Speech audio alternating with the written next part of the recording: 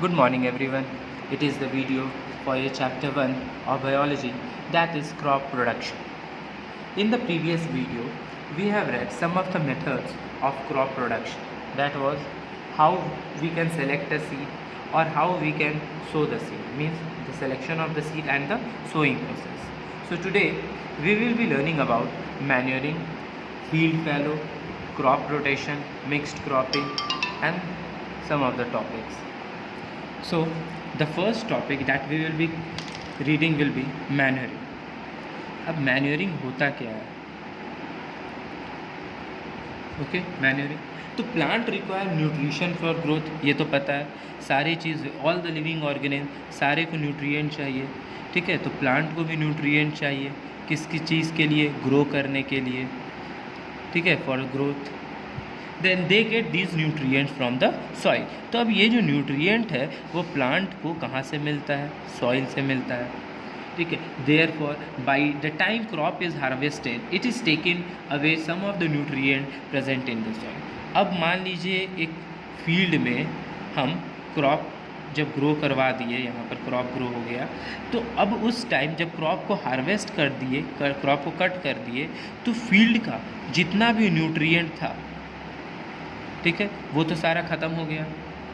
ठीक है, कुछ ना कुछ तो वो डिक्रीज़ कर गया इसका सारा न्यूट्रिएंट, क्योंकि पहले जो क्रॉप था वो सारा न्यूट्रिएंट ले लिया होगा, अब वो ख़त्म हो गया. तो अब ये कहाँ से आएगा? और एक और चीज़, अगर मान लीजिए हम इसमें बार बार अगर क्रॉप ये हार्वेस्ट किए, फिर से क्रॉप प्रोडक्शन किए, फिर हार्वेस्ट किए, फिर सो किए, फिर, तो अगर 3-4 प्रोसेस में अगर ऐसे ही करते जाएंगे तो वो जो सॉइल होगा ना, ये जो सॉइल बचेगा, अगर मान लीजिए 3 या 4 सीज़न में क्रॉप ग्रो किए, फर्स्ट सीज़न, फिर सेकंड सीज़न, फिर थर्ड सीज़न, फिर फोर्थ सीज़न, तो क्या होगा, धीरे धीरे इस सॉइल का जितना भी न्यूट्रिएंट है ना वो सारा ख़त्म हो जाएगा.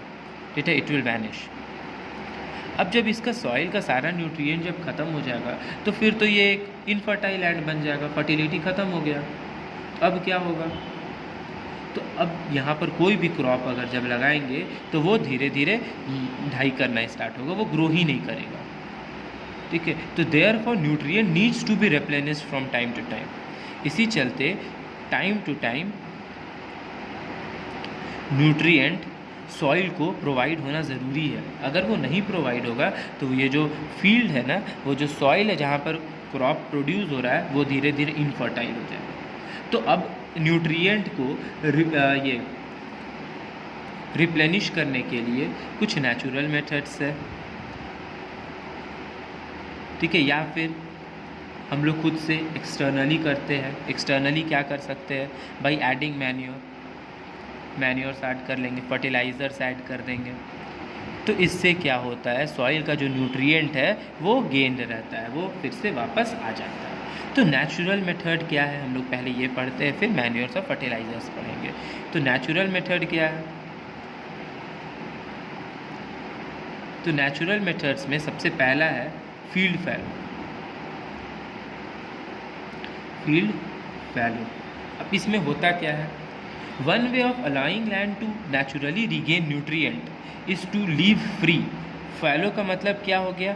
फ्री. ठीक है, लैंड को, अब फील्ड फैलो में होता क्या है, लैंड को एक या मोर देन वन सीज़न के लिए इसको छोड़ देते हैं, कोई प्रोडक्शन यहाँ पर नहीं करेंगे. लाइक मान लीजिए अभी अगर क्रॉप राइस ग्रो करवाए, उसके बाद वहाँ छोड़ देंगे 1 या 2 सीज़न के लिए, छोड़ दिए. अब उसके बाद वहाँ पर क्या होगा? ग्रासेस ग्रो करेगा, डाई करेगा, प्लांट ग्रो करेगा, एनिमल वहाँ पर आएंगे, एक्सक्रीट करेंगे. ठीक है, फिर एनिमल डाई करेंगे, तो सारा चीज़ यहाँ पर डिकम्पोज होगा. डिकम्पोज कौन कौन करेगा? Dead plants, animals, organic matter, जो एनिमल आए जो एक्सक्रीट किए. ठीक है, ऑर्गेनिक मैटर, ये सब जो चीज़ है ये खुद, अब प्लांट तो वहाँ पर ग्रो करेगा ही. अब ऐसा तो नहीं है कि वहाँ पर लैंड है, अब पूरा न्यूट्रिएंट तो नहीं ना, ये राइस रिप्लेनिश करके पूरा ख़त्म कर दिया, फिनिश कर दिया, तो इस चलते वहाँ न्यूट्रिएंट प्रेजेंट है. राइस ये ग्रास ग्रो करेगा, या फिर मान लीजिए जो राइस का था हार्वेस्ट करने टाइम हम पूरा स्टेम रूट से नहीं काटे तो वहाँ पर रूट जो बचा हुआ है वो धीरे धीरे डाई कर जाएगा। तो डेड प्लांट्स, एनिमल कुछ आया वो डाई कर गया, वो एक्सक्रीट किया, तो ये सब जो है वो सॉइल को क्या पहुँचाएगा, सारे सॉइल को न्यूट्रिएंट पहुँचाएगा, ठीक है, जिससे सॉइल का फर्टिलिटी जो है वो मेंटेन हो जाएगा, ठीक है। ये था फील्ड फैलो, ये एक नेचुरल मेथड है। इसका डेफिनेशन अगर लिखना चाहेंगे तो क्या होगा, the process of allowing land to naturally regain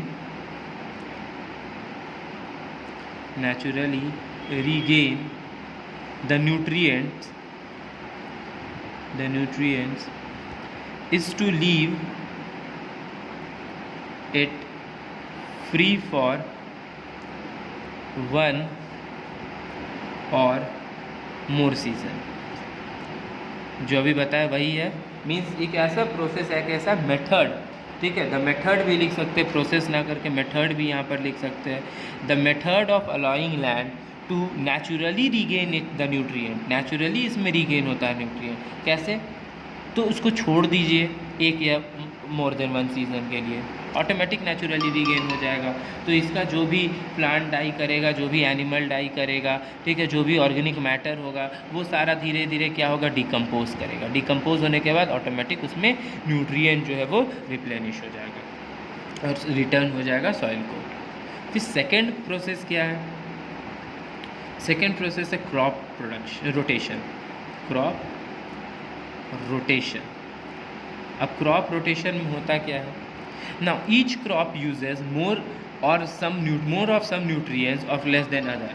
अब जैसा है मीन्स क्रॉप रोटेशन में होगा क्या, लाइक आप कहीं क्रॉप प्रोडक्शन कर रहे हैं तो क्रॉप जब ग्रो कर रहा है तो बहुत सारा ऐसा क्रॉप होता है जो ज़्यादा न्यूट्रिएंट लेगा, ठीक है, ज़्यादा न्यूट्रिएंट लेगा, कोई होगा जो कम न्यूट्रिएंट लेगा, ठीक है। तो वो डिपेंड करता है उस क्रॉप पर कि वो ज़्यादा न्यूट्रिएंट ले रहा है या कम ले रहा है। तो farmers therefore change their crop in each season. तो अब फार्मर यहाँ पर थोड़ा ब्रेन अप्लाई करता है, वो क्या करेगा, एक सीज़न में, फर्स्ट सीज़न में कोई और क्रॉप ग्रो करवाएगा, ठीक है। सेकेंड सीज़न जब आएगा, जैसे ही इसका हार्वेस्टिंग हो गया, मान लीजिए फर्स्ट क्रॉप का हार्वेस्टिंग हो गया, सेकेंड सीजन में सेकेंड क्रॉप ग्रो करवा देगा, दूसरा क्रॉप ग्रो करवाएगा जो लेस न्यूट्रिएंट लेता हो सॉइल से। तो ये जो प्रोसेस हो रहा है जिसमें क्रॉप का चेंजेस हो रहे हैं, ठीक है, means farmer change their crop in each season so that the soil is not depleted of any particular nutrient. अब इसके कारण हो क्या रहा है, जो सॉइल का न्यूट्रिएंट है, ठीक है, फर्टिलिटी है, वो मेंटेन रह रहा है। अब मेंटेन होने के कारण वो सॉइल एक फर्टाइल सॉइल हो जा रहा है। तो इसी को बोला जाता है क्रॉप रोटेशन। क्रॉप रोटेशन का मतलब नाम से ही समझिए, क्रॉप को रोटेट करना, मतलब एक सीज़न में कोई कुछ क्रॉप यहाँ पर ग्रो करवाए, दूसरे सीज़न में कोई और क्रॉप ग्रो करवाए। फॉर एग्जांपल मान लीजिए फर्स्ट सीज़न में हम वीट या राइस ग्रो करवा दिए, क्योंकि ये लार्ज अमाउंट ऑफ न्यूट्रिएंट लेता है, ठीक है, लार्ज अमाउंट ऑफ न्यूट्रिएंट लेता है। तो अब उस सॉइल से न्यूट्रिएंट का अमाउंट तो कम हो गया थोड़ा। तो दूसरे टाइम पे हम क्या करेंगे, जब सेकेंड सीज़न आएगा, सेकेंड सीज़न में जब हम सोइंग करने जाएंगे तो हम कोई लेग्यूमिनस प्लांट लगा देंगे, ठीक है, लेग्यूमिनस प्लांट लगा देंगे। कौन कौन लेग्यूमिनस प्लांट हो जाएगा, पी हो जाएगा, ग्राउंडनट हो जाएगा, ठीक है, तो ये सब प्लांट लगा देंगे। तो लेग्यूमिनस प्लांट में क्या होता है, आप लोग पढ़े होंगे 7th स्टैंडर्ड में, लेग्यूमिनस प्लांट में एक बैक्टीरिया प्रेजेंट होता है जिसका नाम क्या होता है, राइजोबियम। अब ये राइजोबियम क्या करता है, rhizobium nodules of the root पर रहता है। ये जो लेग्यूमिनस प्लांट है इसके रूट पर रहता है, नोडल्स ऑफ रूट, तो रूट्स पर ये रहता है लेग्यूमिनस प्लांट के। अब जिसके कारण ये क्या करता है, राइजोबियम, ये एटमॉस्फेरिक नाइट्रोजन को एटमॉस्फेरिक, जो एटमॉस्फेयर में नाइट्रोजन है उसको ये वाटर सल्यूबल नाइट्रोजन में कन्वर्ट कर देता है, वाटर सल्यूबल नाइट्रोजन में ये कन्वर्ट कर देता है, जिसके चलते क्या होता है, जो सॉइल का न्यूट्रिएंट है वो फिर से रिगेन हो जाता है। ठीक है, तो देखिए यहाँ पर क्रॉप रोटेशन का मतलब क्या हुआ, फर्स्ट सीज़न में कोई और क्रॉप लगाना, for example wheat rice, second season में कोई और क्रॉप लगाना जो कम न्यूट्रिएंट लेता है, जो उल्टा खुद न्यूट्रिएंट प्रोवाइड कर रहा है, like leguminous plant, pea groundnut, उसमें क्या होता है, राइजोबियम बैक्टीरिया होता है, ये बैक्टीरिया है। ठीक है, तो ये कहाँ प्रेजेंट होता है, तो नॉडल्स ऑफ रूट में प्रेजेंट होता है, जो करता क्या है, तो इसका काम है एटमॉस्फेरिक नाइट्रोजन को वाटर सल्यूबल नाइट्रोजन में कन्वर्ट करना, और कन्वर्ट कर कर सॉइल का फर्टिलिटी को मेंटेन रखता है। फिर नेक्स्ट सीज़न में हम फिर से व्हीट राइस लगा देंगे, फिर उसके बाद अगला सीज़न फिर आएगा, उसमें हम फिर लेगुमिनस प्लांट लगा देंगे, तो इसको बोला जाता है crop rotation. Okay, so third topic देख लेते हैं। थर्ड क्या, एक और नेचुरल मेथड क्या हो जाएगा, that is mixed cropping. Mixed cropping नाम से ही देखिए लग रहा है मिक्स्ड क्रॉपिंग, मतलब इसमें होता क्या है, समटाइम्स 2 या मोर than 2 crops are grown together in the same field। इसका मतलब क्या हुआ कि एक फील्ड में एक बार जब लगाते हैं, जब क्रॉप को शो कर रहे हैं, ठीक है, उसको जब प्लांट कर रहे हैं, तो उसमें एक ही फील्ड में 2 या 2 से ज़्यादा क्रॉप वहाँ पर हम लगा देंगे।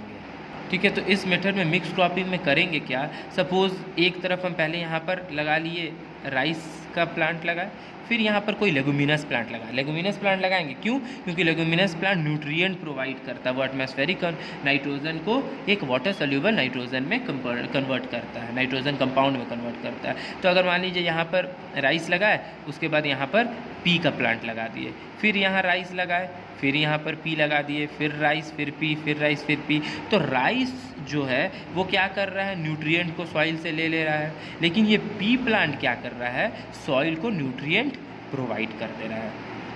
ठीक है, ये प्रोवाइड कर दे रहा है और ये गेन कर ले रहा है। तो अब इसके चलते एक बैलेंस, एक इक्विलिब्रियम कंडीशन सॉइल में मेंटेन है कि सॉइल का जो न्यूट्रिएंट है ना वो ख़त्म नहीं हो रहा है, ये सॉइल से न्यूट्रिएंट ले रहा है, ये सॉइल को न्यूट्रिएंट पहुंचा रहा है, फिर ये सॉइल से न्यूट्रिएंट ले रहा है राइस, फिर ये वाला पहुंचा रहा है, तो जिसके कारण एक मेंटेन जो इक्विलिब्रियम पोजीशन है particular you can say nutrient का, वो मेंटेन है। इसको बोला जाता है mixed cropping. Mixed cropping means when two और more than 2 crops are grown together in the same field. ठीक है, that's called this, it is known as mixed cropping. तो however these natural methods are not alone enough to maintain the fertility. अब सिर्फ ये जो natural method हम लोग पढ़े, लाइक फील्ड फॉलो पढ़े, क्रॉप रोटेशन पढ़े, मिक्स्ड क्रॉपिंग पढ़े, तो ये अकेले जो है ना, ये सॉइल का न्यूट्रिएंट को रिगेन करने में हेल्प नहीं कर सकता है। तो इसके लिए कुछ हम लोग नेचुरली मेथड कुछ एक्सटर्नल मेथड ले सकते हैं। ठीक है, तो फार्मर्स एक्सटर्नली कौन डालेगा, तो फार्मर्स डालते हैं। तो फार्मर्स फील्ड में क्या ऐड करते हैं, मैन्योर्स ऐड करेंगे या फिर फर्टिलाइज़र्स ऐड करते हैं। ठीक है, तो टाइम टू टाइम मैन्योर्स और फर्टिलाइज़र्स फील्ड में ऐड करते रहना चाहिए। ओके, तो इसके बारे में हम डिटेल नेक्स्ट वीडियो में पढ़ेंगे। Okay, thank you.